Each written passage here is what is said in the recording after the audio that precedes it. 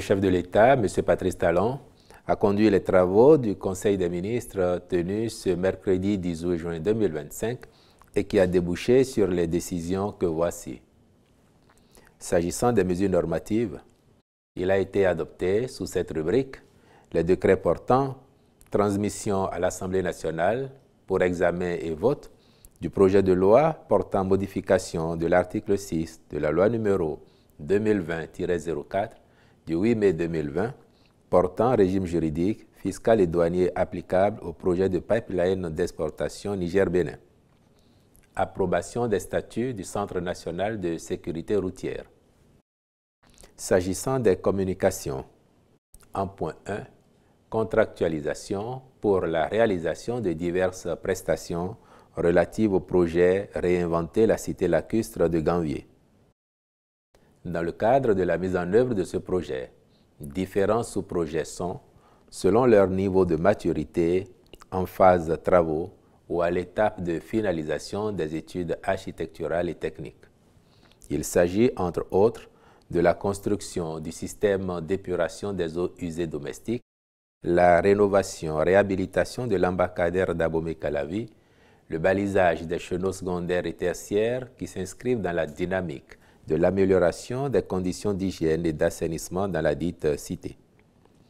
C'est pour répondre aux impératifs de sécurité, de confort, de fonctionnalité des espaces et de conception architecturale que différents prestataires ont été identifiés. Ceux-ci auront pour mission l'assistance à maîtrise d'ouvrage, le suivi de conformité architecturale des bâtiments, ainsi que des autres exigences liées aux infrastructures à réaliser. Le Conseil s'est donc prononcé en faveur des marchés à conclure avec eux, à charge pour les ministres concernés de veiller à la bonne exécution de leurs prestations. En point 2, contractualisation pour la réalisation de prototypes d'habitations lacustres à Ganvié.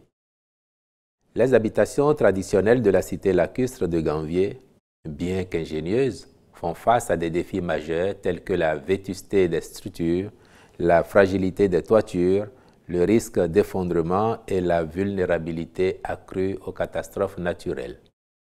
Pour pallier ces difficultés et offrir un meilleur cadre de vie aux populations, le projet Réinventer la cité lacustre de Ganvié envisage dans une première phase la réalisation de 250 habitations lacustres avec un objectif à terme de 1000 unités construites.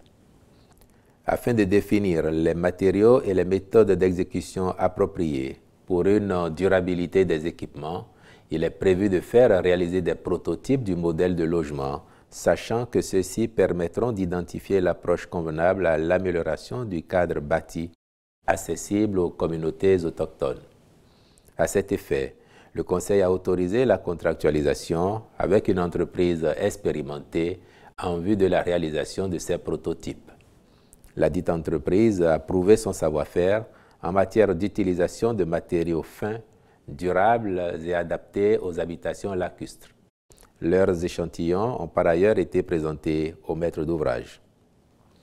En point 3, mission de maîtrise d'ouvrage délégué du projet de construction et d'équipement des infrastructures du centre de formation pour l'administration locale CEFAL à Alada. Ce centre est dédié à la formation et au renforcement de capacités des agents de l'administration territoriale et des élus communaux, municipaux et locaux du Bénin ou provenant d'autres pays. Le projet construction du siège de CEFAL comprend notamment un bâtiment à usage administratif composé d'un immeuble R+2 équipé, un immeuble équipé composé de 4 blocs pédagogiques destinés au département de la formation diplômante et de la formation continue, ainsi qu'un amphithéâtre de 200 places pour les cours en tronc commun. 2 bâtiments R+2 de 50 dortoirs chacun et un bâtiment R+2 de 100 studios, une infirmerie et divers aménagements extérieurs. Le Conseil a marqué son accord pour que soit confiée à une entreprise qualifiée la mission de maîtrise d'ouvrage déléguée qui couvre la mise en œuvre complète du projet. En point 4, compte rendu du séminaire sur la mise en œuvre de la réforme structurelle du secteur de la décentralisation. Le président de la République a fait au Conseil un point du dit séminaire organisé à son initiative le 13 juin 2025. Il a donné lieu à des débats francs qui ont permis d'analyser de façon objective et responsable les pratiques en cours puis de proposer des améliorations. Le Conseil a noté avec satisfaction qu'en dépit de quelques difficultés relevées ici ou là, tous les acteurs ont salué la pertinence de la réforme intervenue en 2022.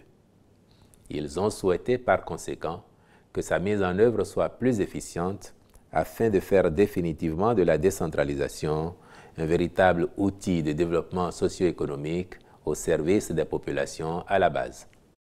À cet effet, tenant compte des préoccupations et doléances exprimées par les participants, le Conseil est d'avis qu'à l'avenir, les maires procèdent au tirage au sort de 3 noms dans la base de données et choisissent parmi ceux-ci, séances tenantes, un pour servir en qualité de secrétaire exécutif.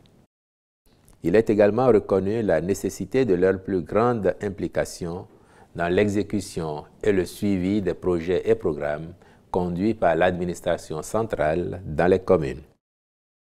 Par ailleurs, relativement aux plaintes liées au délai de traitement des contentieux sur les marchés publics communaux, le gouvernement conviendra avec l'autorité de régulation des marchés publics des procédures diligentes envisageables à implémenter pour favoriser l'examen des recours dans les délais les plus courts possibles afin de ne pas pénaliser les actions prévues dans le cadre de l'exécution du budget communal.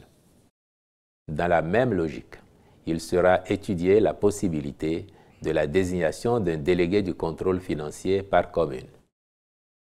Au chapitre des rencontres et manifestations internationales, enfin, il a été autorisé sous cette rubrique la participation du Bénin à la réunion du bureau de la Confémen du 18 au 20 juin 2025 à Wendake au Canada, ainsi que celle du ministère de l'Énergie, de l'Eau et des Mines aux réunions statutaires relatives à ces secteurs au titre de l'année 2025. Je vous remercie.